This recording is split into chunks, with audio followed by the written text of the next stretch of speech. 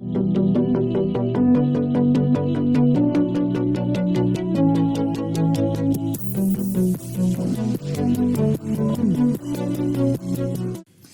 guys, welcome back to the second part of the SportsHeads in partnership with Audio Technica and My Touchdown Box. In this section, we are going to go over, preview game week 3 and go over the UK covered games that you'll be able to feature on Sky Sports.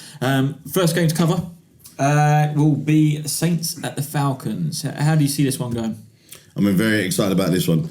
I think that's going to be a shootout as well. Okay. But also, what I like about both of these teams is that they're very run heavy too.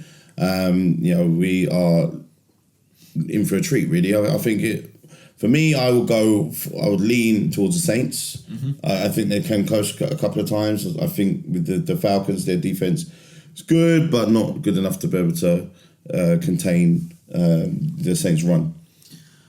I'm going with the Falcons on this one. Ooh. Just because you say about the run heavy, and Kamara's amazing. Yeah. I think when these two have gone up against it before, the Saints did run over him a little bit with the run game, but they had Ingram in there. Yeah. And there isn't the rotation to obviously rest sometimes Kamara. I think. But I've been impressed with Kamara just on his own. Yeah, the amount 100%. I am, but there's a time when the legs do go, and if you've got up against a good defense, sometimes they're having that power of Ingram. Sometimes, having the mix would have been nice. I just think the Falcons will start to. They're another one, not say slow starter, but once they get into the rhythm, and I think it's from now on, maybe next week you start to see a bit of rhythm. So for me, I'm going to go with the Falcons on this one. But let's see. We'll see. I'm going to definitely go with the Saints. I think that Drew Brees is the better quarterback. Yeah. I think he's got more weapons at his disposal. Yeah. Obviously they got the same. Well, actually with the Falcons they got a better kicker. God, it's not going over the kicker. It was just a bad week for all round, wasn't it? Yeah, for everyone last week. But okay, so 1 for 1. You're going for the Saints, you're going for the Falcons. Next one, I think I'll probably know where we both end up going. This one is the Chargers at the Rams. Rams have literally been steamrolling everyone. I can't see weakness. I don't want to talk about last week, but obviously they bullied they bullied someone's team. I don't know who it was. Just hide that. It wasn't great. But yeah, I mean, loads of media outlets, loads of different people, fully respected it within the sport, saying that the Rams are the best team in the league at the moment. I mean, 1, would you go as far as saying that they are? And 2, I mean, do you obviously see them beating an experience of someone like Philip Rivers at the Chargers? Yeah, they'll definitely clean up the Chargers for sure. But I think they're the most stacked team, obviously through personnel. I like the plays that they try. And it's not just give it to Gurley. Now you've got Crooks as well. As well. Call him a crook. Rude. Should be stealing TDs. Yeah. No, I think it's kind of early to be able to say they're the best team because obviously we all know with the Patriots they come back strong. Right now, right here and right now, the most. But then the Kansas City Chiefs have been lights out too. Okay. So I wouldn't say that they're the best. I think that they're the most stacked team. Yeah. Always. I love the Rams. They're my default second team. When my team inevitably gets knocked out, which it probably will at the moment. But I think it's a toss up between the Chiefs and the Rams for the best team in the NFL. So you're saying the Rams will beat the Chargers? 100%. Yeah, I think the Rams will. Not based on the offense, though. I think it'll be based on the fact that the Rams defense will be able to rush Philip Rivers, and Rivers obviously is not the most mobile. No. Likes to obviously not have that bit of time. I just don't think he's going to get it. No. Which I'm actually really gutted about. Obviously, 2 quarterbacks that I've got in my fantasy league will be Russell Wilson and Philip Rivers. So I think it's going to be a bad week for me in that position. So that's a bit of a toss up on who to go for. But yeah, okay, we'll go with the Rams on that one, which takes us to Patriots at the Lions. I think this will be a bit of an easy game to predict as well for me. I still don't see the Lions. They're just not exciting. Well, I mean, they're in the middle of a rebuild, and it's the culture of the team is being rebuilt as well. I think Matt Patricia has actually come in with the whole, do as I say rule, and picking on any little detail with them as the Patriots would do. And there's been some kickback from some of the players, some fallout. So I think that the system of the Patriots, it's just like a machine that just keeps on moving. Well, okay, I'll flip that though. The fact that Matt Patricia knows everything there is with the Patriots and the system. Do you think he'll have something to combat this that actually might give them a chance in this game? No, because I think that the Patriots have got so much different parts to them. I just can't see it. I just can't see it. Happening. Okay. So that's done and done. That's my expert analysis. How exciting that little minute segment is probably how exciting that game's going to be. I'm already falling asleep. I hope they prove me wrong. I'm glad that's the really late game actually. Yeah. That really late for all the graveyard people. In fact, well, that's the fantasy look. Check who got what. Yeah. By then you'll be asleep with your Cheetos and all in your pants and white vest. I might wake up for seconds. Yeah. Yeah, okay. Now here's a game that I think will be a bit more exciting. Yeah. Steelers at the Bucs. We've just spoke about them obviously from last week. The Steelers need to turn up. They need something on the board. Yeah, I think there's problems there. I think a lot of them, funny enough, seem to be self-made. So obviously you have them not coming to an agreement with Bell, and then also now AB arguing and pretty much taking people's bait on Twitter or Instagram, one of the two. Yeah. I just think that there seems to be like some type of problem with chemistry at the moment with Ben and AB, which is weird to me. They need a win, to be able to get the things on track, because obviously the seat will start getting hotter for Tomlinson as well. Yeah. Which isn't fair, because obviously he's a great coach, but I just think it just seems like there's too much arguments going on. Bell with the offensive line, AB looks like with Big Ben, Bell with the front office. It's just a lot of work for Tomlinson to be able to be juggling. He needs. I mean, he's got fortunate with the likes of James Conner obviously coming in, that people aren't talking about Bell. Yeah. It's not a conversation at the moment, really, because whilst he's putting the numbers up, AB needs to concentrate on his football.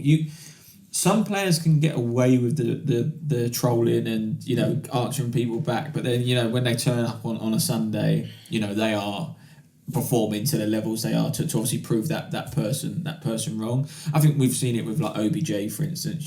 People will give him a troll and then he'll pull off some ridiculous catch. So I think that's obviously something that he's got to concentrate on.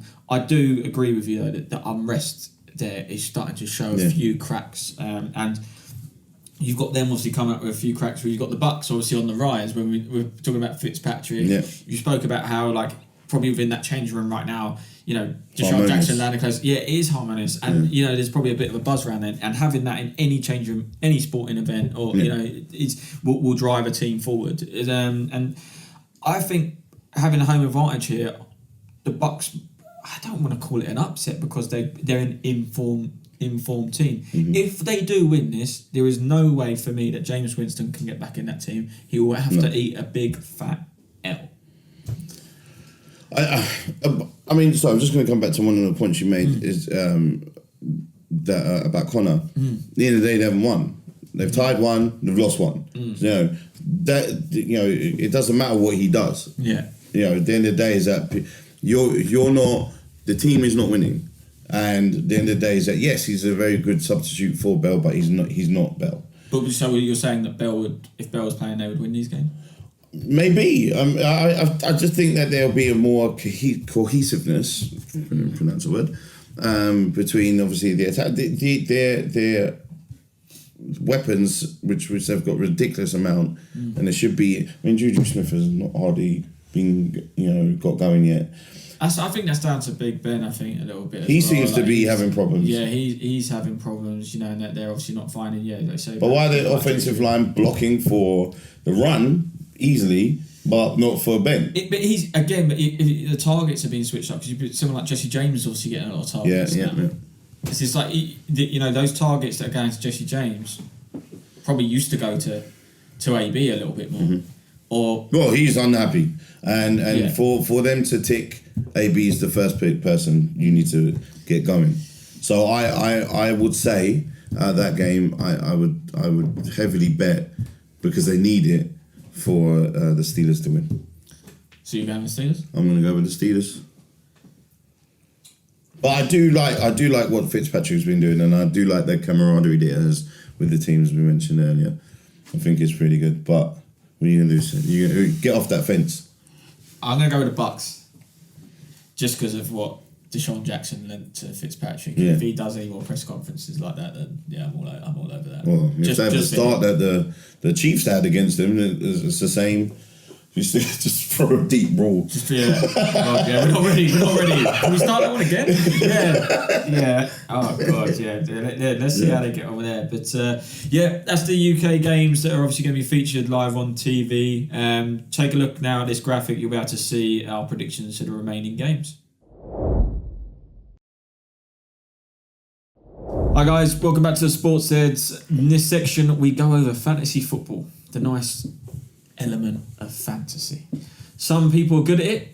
Some people are bad. He's just having an easy run at the moment. Bad Don't worry. at it. The storm is coming, and then he will. Yeah. The tone will be different. Okay. There's no different tone. I'm going to win again this week. How did you get on last week? One. Did you? No, I lost by 2 points because I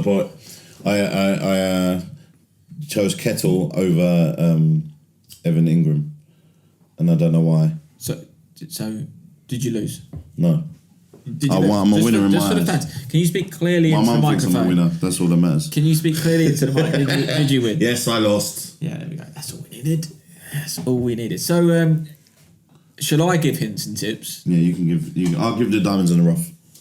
Okay, so pick what he picks. Yeah. Big talk. Yeah. Big three. No. Okay. Let's see if you agree with any of these first. Let's go with that. I mean, just a few different positions, obviously, that some people might still find on the sort of their waiver lists. If obviously it's you've done it in time. John Brown, wide receiver, Ravens, pick up some points, picking up a bit of form there. They needed added weapons, and Flacco is finding him. Yeah. He's on a lot of waiver lists. I actually managed to pick him up, and I think there was a few obviously in the queue to get him. Got the pace. He's obviously not one of the bigger wide receivers, but he can actually come in the slot as well, so he can pick up a bit of short yardage. Does get used actually on the close, sort of the close, territory to a touchdown. Obviously, he'll be in there sort of the short yardage as well. So he will pick up the points and get the touchdown passes that you probably need just to maybe pip it and take a win. Do you need a wide receiver? I don't know if you actually needed one. Or... No, I don't, because I have Anua from the Jets, and he is their number one threat, their number one target.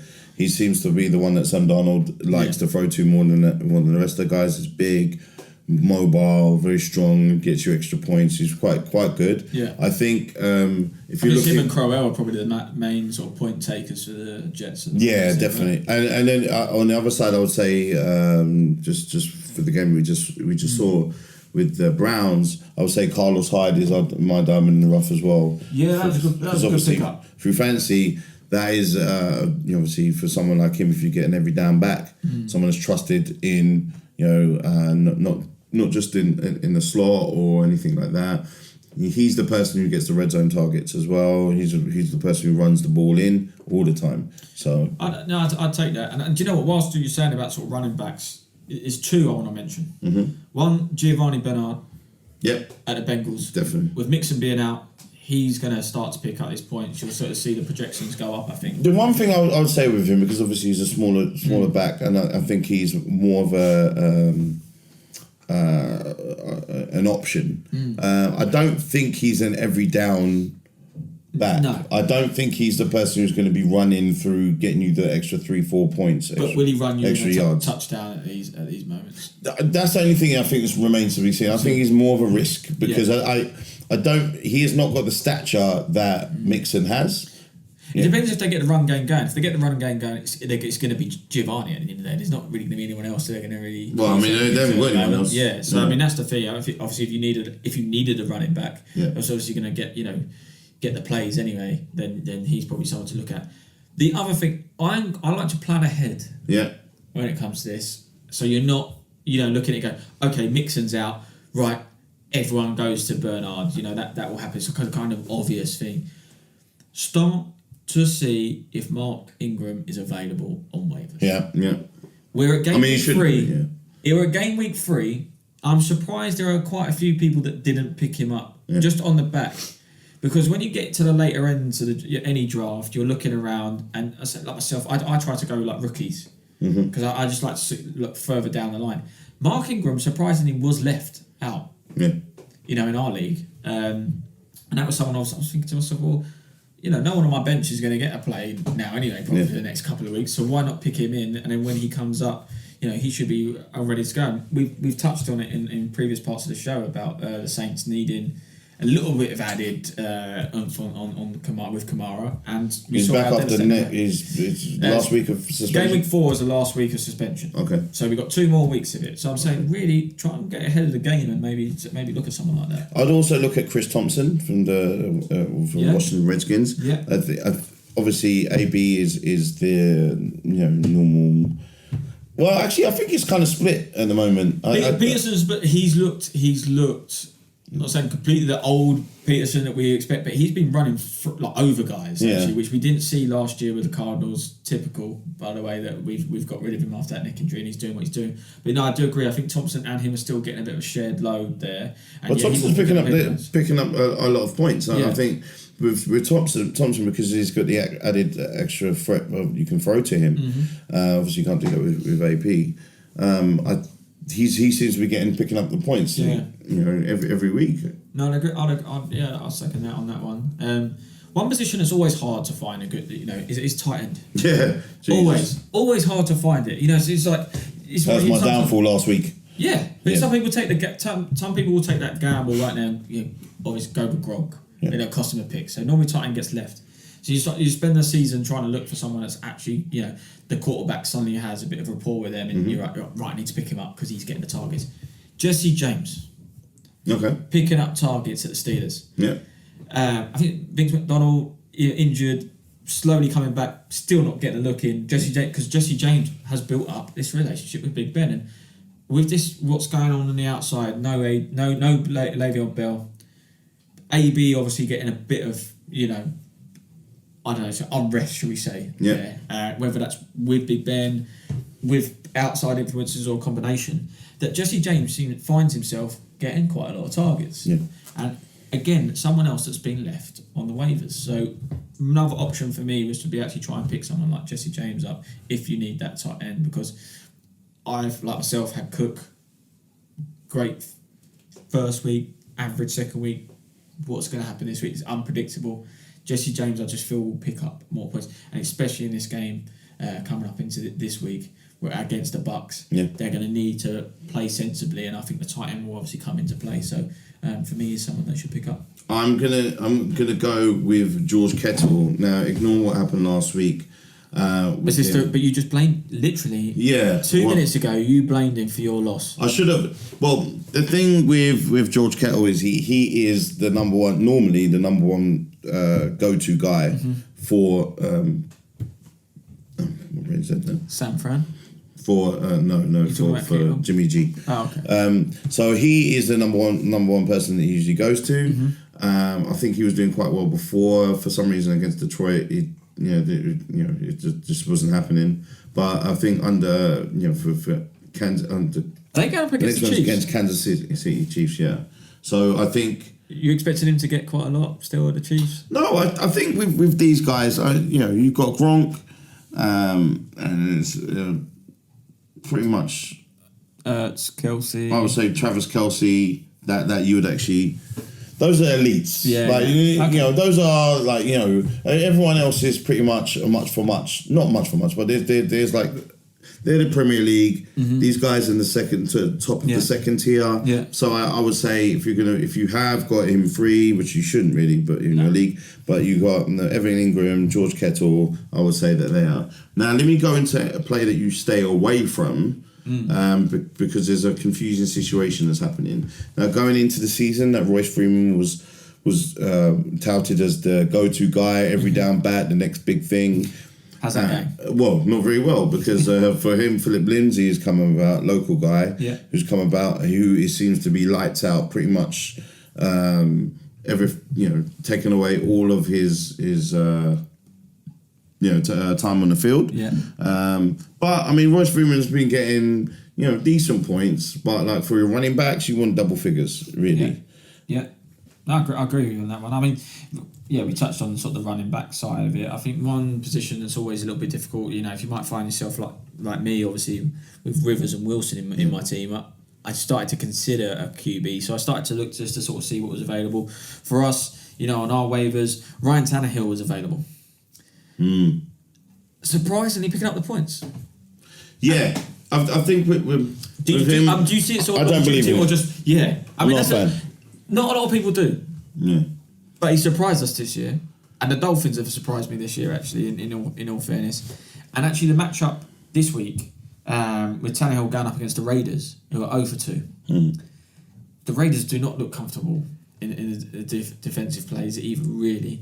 Now, actually, you might actually get another good week out of Tannehill. I'll tell you what the good thing was, because the Miami Dolphins defense is a lot stronger, so therefore he's getting to spend more time on the field.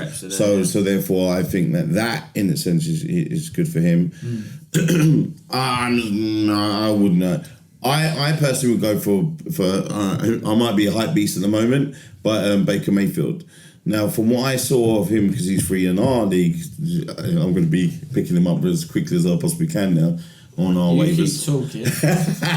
He's available. So, from what I saw from him, I think that good. He definitely throws deep, and he's got a great relationship with the receivers already. Yeah. But then I think he's a run threat as well. I was quite impressed, with him so far. Is it a bubble? They've won their game. I know. He's done well. I don't think the pressure was there with him, because there shouldn't be any pressure at the Browns considering you haven't won a game. No. And I still don't think there was any pressure now, even after winning the first game. I think there's a pressure because obviously you want to beat that other guy out for your position. So therefore, if he goes out with a concussion, this is your opportunity. And he messed up before in pre-season of the first game. Yeah. He came in for a couple of snaps and it just didn't work. So I think him, but I would also say Blake Bortles, which I find quite amazing. Blake Bortles, not a fantasy player, dude. Let's be honest. Blake Bortles, for some reason. Wait, hold up. Do we need to put you in the blue tent if you hit your head? Have you got concussion? Oh no. Blake Bortles. Blake Bortles, I would definitely be looking at, and I would be looking at more so than anything else, who's surprisingly free in a lot of leagues. Andrew Luck. Yeah, Luck.